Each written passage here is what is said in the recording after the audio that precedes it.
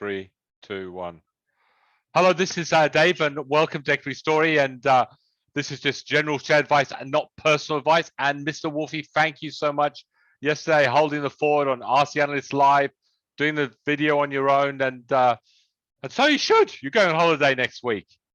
I am. I'm going to Bali, which is a little bit absurd when you've got wars going on, and life goes on here in Australia. However, I just want to mention something, Dave, because I was really.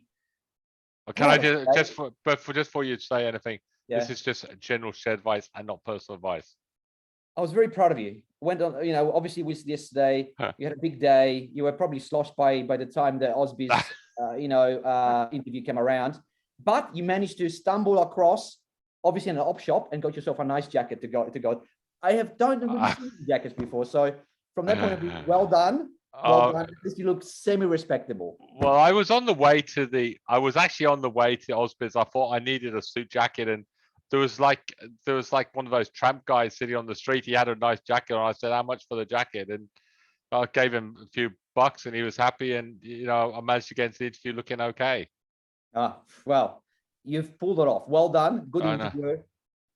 I'm proud. Yeah, no, it's very really sort of weird, Wolf. They're lovely setup they've got at Ausbiz, but when you walk into those interviews, then no one talks to you. Sit down, and then suddenly they put the camera on you, and they go, "Right, we got Equity Story here." And then I think, "Oh, what am I going to talk about?" And without you to take the mick out of, it's not easy. Yeah, that's true. Well, you've done very well. You're obviously a natural at it, and you can see that you've really sold some cars beforehand because you're a good salesman. I wasn't that actually good at selling cars. On that note, yes. We're going to get to the market, Wolf. Yes, please. And you know what, Wolf? Good to be back in normality. So good. And obviously, we can't talk about Equity Story, and it's like it's our company, whatever. But we're just really excited to eventually get this thing off the on the market, but more excited, Wolf, with obviously what we're going to be doing in the future with Equity Story. And we've always done things very differently. I think we were the first company ever to podcast. We were the first ever to do this Ask the Analyst Live like we do it. We were the first company to start basically doing that deal with open markets on $5 trades, which basically brought brokerage down for really prices all over Australia. So we always try and think outside the box, and there's a lot of very interesting outside the box things coming up. So I'm really happy about what we're doing now, Wolfie, over the next 2 or 3 years. It's going to be a lot of fun. We're trailblazers, Dave. We're like disruptive force in this space. Yeah, my bet, some of the best ideas is obviously having you, dressed in. I've got one idea. I'm going to have you all dressed up as like Mary Poppins, and I'm going to put you in the Mardi Gras parade, because I think that will get us a lot. Your best idea was actually hiring me. That was your best idea. I think you could bring a lot of publicity. I think Mary Poppins, Equity Story on your back, Mardi Gras campaign. You bring a lot of attention. We've got to advertise the business. Wolf. I'm so looking forward to the next few months. All right, let's go with the stocks, please. All right, we do talk rubbish. Yes. No, well, I talk sense, you talk rubbish. But okay. So my question is, I talk rubbish. What is the market doing, and why is there's all these companies with upgrades and they're getting sold down? It's like you need a downgrade to go up. We're getting upgrades and it's getting sold off. So we've suddenly gone into an upside down world, Wolf. Yeah, and yesterday was another point in case, Dave. So there was a downgrade in Cleanway, right? CWY. Do you think it crashed? No. Everyone was like going, yeah, it's okay. That's only just a 20% downgrade. No worries, son. We'll be okay. We can hold on. And look, it's not bad. It's holding on. Yeah, it's sort of holding on, but I think that's because there's potential takeover. Exactly. That's what you need behind you, Dave, don't you? Yeah. Keyword right there. You just need something in the background to keep everyone interested. Well, the best possible downgrade in your life, right? Where lost everything, all that. But hang on, guys. We've got someone maybe looking at our books. But you know what? Doesn't that show the short-termism of the market? Yeah, it does. Now, but look, in the defense, they were very still they said that this is one-off, right? Downgrade, and still long-term, everything's positive. But it's exactly what you're going to say. You're not going to say, you're going to come out and say, guys, for the next 50 years, we're going to go bad. It's just terrible. Anyway, Dave, I think if you are in this, you always sell on downgrades. You don't keep it. You always sell on downgrades. So if you're in this for a trade, you take your profits, you move on, and you come back to another. Even though there's a possible M&A, I'd rather go on the facts and get out than stay in something that might or might not happen. Well said, Wolf, and especially in this market, in the world we're in, why wouldn't you? I mean, absolutely. Now, Wolf, can we talk about Goodman Group? Because this actually had the best chart you could possibly have, right? It doesn't look overly expensive. I think 13 or 14 times. Had an upgrade. I had a look. I was interesting. I was thinking, well, hold on a second. We like it. Does everyone else like it? And you know, I've got Morgan Stanley with a target price of 27.88, somewhere up here. Mm-hmm. I've got Ord Minnett at 25. I've got Macquarie at 27.38, somewhere up here. And we've got sort of and Citigroup at 29, the most bullish up here, near just under that 30 mark. Yeah. Mm-hmm. Very, very bullish brokers. And this week we've got a sell-off. Mm-hmm. What's happening? What's happening, Wolf? Well, it's an interesting question because, you know, I had the questions yesterday posed to me, what's going on here? And I could not actually answer it because the only thing that we've had recently was this Goodman prices $500 million, a 10-year sustainability linked bonds, right? Which you think to yourself, yeah, well, that's what happens quite regularly for these sort of companies. They go and raise some cash to, you know, keep going with the growth and whatever, and they pay it off when, you know, they make some profit. So I didn't see anything in there. And I thought maybe is there directors selling or something? Is this what's going on that would have caused this week? And I couldn't put my finger on it. So it must be something to do with this 500 million 10-year sustainability linked bonds. But like I said, you know, you'd think that to yourself, are the brokers saying something bad about this? Nope. I don't know. I mean, I don't get it, Dave. I don't get it because it's like I said, it's normal. And I know that we've got interest rates going up. Is it something to do with that? And these bonds, I just can't link it in my head and what I've been reading. So for me, wait into the week, see what happens. There might be still something come out, maybe, right? In the next couple of days. I don't know, but let's just wait into the weeks and see what happens because it makes no sense to me. Yeah, I'm sort of feeling, Wolf, it's maybe just maybe one bigger fund, maybe get out, maybe even buying the bonds. It doesn't sort of worry me, but you know, like everything, we'll play it by the charts. Now, we're actually trending this as a long term. So this is in your 21. Yep. And I think there's two ways to see it. I'm just going to go on the monthly chart. So a little bit of weakness here, you know, opportunity. Mm-hmm. You know, it doesn't look overly expensive. It's got growth, it's got upgrades. Most of the other brokers like it. They've got higher target prices. So opportunity knocks for a long-term investor. However, if you're a short-term trader, you really want this above 22.62 by the close on Friday. Otherwise, you've got to get out and go somewhere which is a little bit more aggressive. But certainly long-term, absolutely fine with the story. But short-term, you've got to play it by the charts. And talking about the charts, Wolf, I want to talk about a trade that we got on at the moment, ORG. Mm-hmm. Looking superb. Follow the money. And again, this looks really good. And obviously, if you're in this, you're holding it. It's again, it's starting to move up. It's giving a chance that people have got in this when we originally put it on to start lifting that stop loss. But yeah, that $7.50, that $8, really strong possibility over the next few months. Yeah, and Wolf, what I would say, if it looks like this by the end of the week and it holds above 7 Friday evening, you'd be having a little nibble at this. Yeah, quite possibly. We forgot to talk about it because I really went off tangent with talking about CWA. You wanted to talk about SWM, which had a upgrade today and went down. So we actually didn't talk about it. So NEC and SWM both came up with fairly strong updates. SWM had about a 5% upgrade to the EBITDA, right? You think upgrades are good normally, right? It's cheap, yes.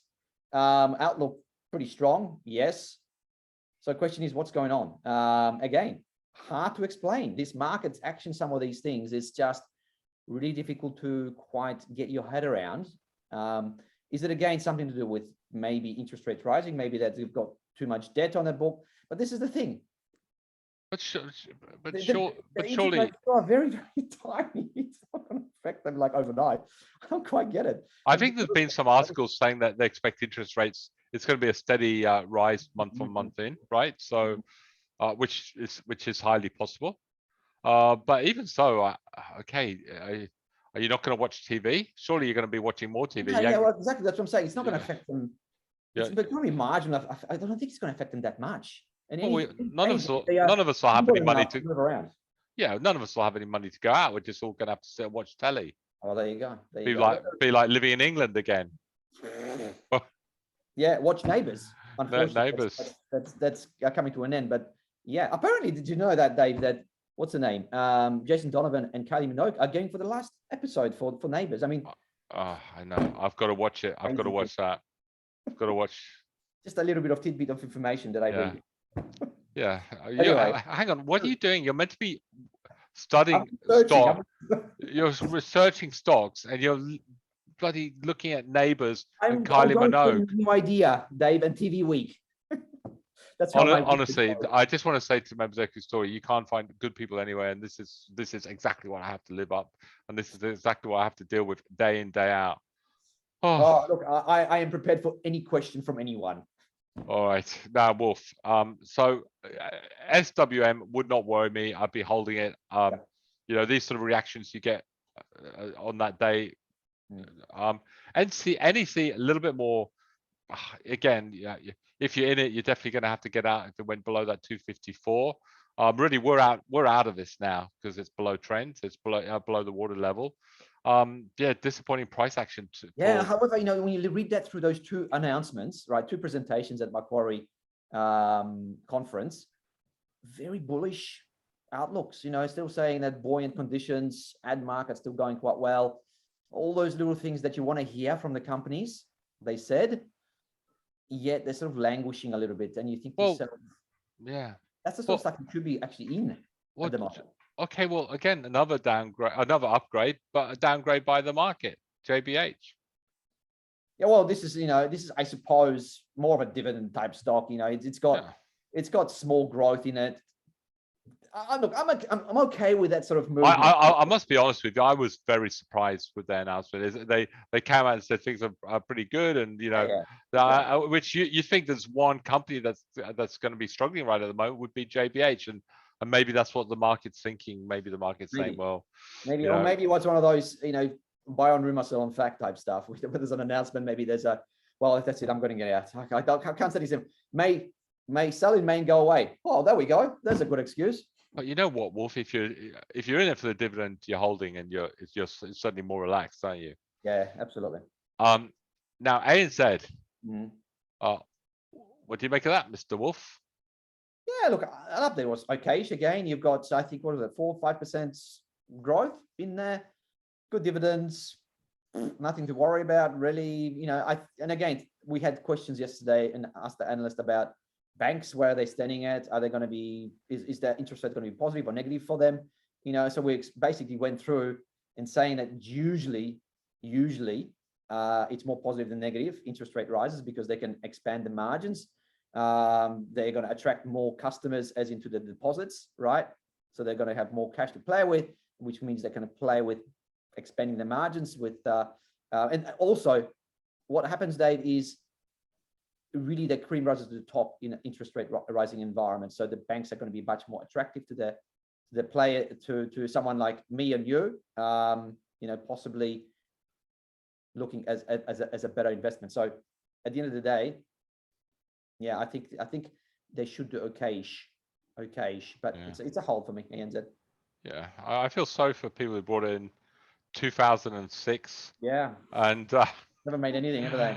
Yeah, 15, 16 years later. Long-term investment strategies doesn't always work, unfortunately. Well, they got their dividend. So yeah, well, that's a true point. So, you know, over the 14, 15 years since then, they probably would have got some pretty good dividends out of it, no doubt. But it just shows they probably would have paid for its bank, so they probably doubled their money in a way. But you know what? I know what you say. When you say, Dave, you've got to have growth otherwise. And you know what we've been saying all along with when you look at Macquarie, how many times over the last 7 years have you been saying to everyone, well, why would, if you want a 5% div in a bank, why would you go?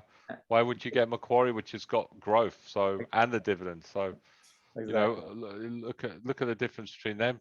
Yeah. For 2006, you would have 2005. done doubled Yeah. your money and probably would double your money on the dividends. So double the investment. It's even more, triple your money.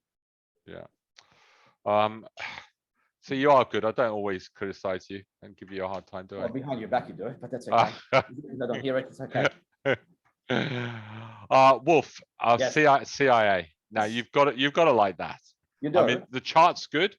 Yeah, I suppose obviously the downside is iron ore because they're not a particularly cheap producer. No. But I'll tell you what, the second phase coming online.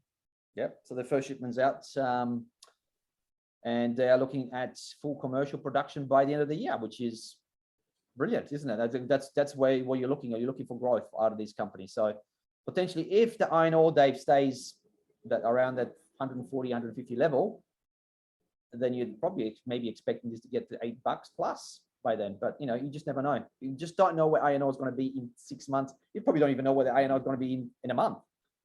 Yeah, I think it makes it a lot more for one of the bigger guys. Suddenly, from going from a sort of a 6-7 million tons producer a year, suddenly to go to that 14-15, makes it a lot more appealing, doesn't it, for someone looking to acquire a bigger iron ore play, Wolf? It does, but again, I'm always of the fact is that I hope no one buys it on the top of the market.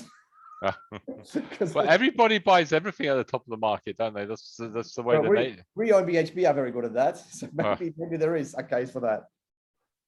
Oh, okay.